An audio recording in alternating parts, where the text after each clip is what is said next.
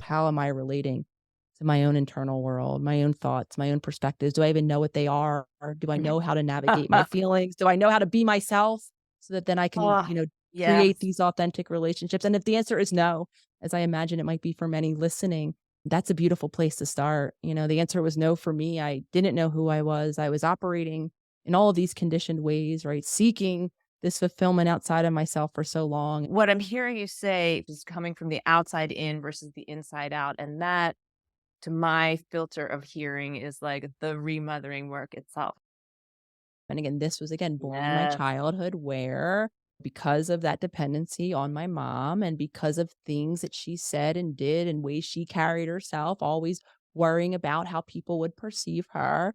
Before long, my filter that I didn't even know I was running my choices through, right? Similar to you, I might have had an instinct of what I might want to see or do or happen, even if I was like somewhat aware of it. That would have been overrode so quickly with a tape playing out of, well, how would this be for the other person? And how will this be if I say this? And oh, if it'll upset them or for me, disappoint them. Disappoint, Like yes. directly said, it can be just indirectly felt, right? If you're praised or someone's present to you in when you are, tending to your siblings or someone else, and then or expressing a certain feeling or a certain attribute of yourself. For me, achieving, my mom was very present. She was cheering me on at the sidelines, whether it was academically, celebrating my report cards or athletically. And what I've come to realize as to actually be, and this is really the premise of this new book, How to Be Yeah. the Love You Seek, right? How to create an authentic, loving, interdependent relationship.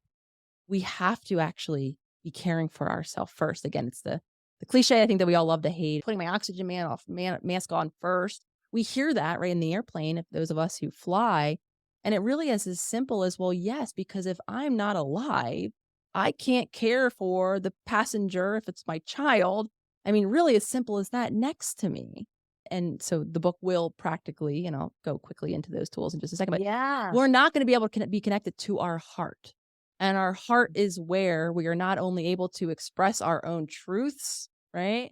Our heart is so energetically powerful that when we're safe, we create now a safer environment. We send those signals of safety to our loved ones, allowing them to be able to relax into themselves and to be then a compassionate, right, partner, loved one, or whatever it might be. I really love that because in the beginning, we were talking about the roles we play and do we know who we are? And it's, do we realize that the thing that we're doing to be a good person is to survive? So I really love that you name it. When I realized that my goodness was self survival and was the thing I was most trying not to be, which was selfish, it gave me so much power back to lean into tools.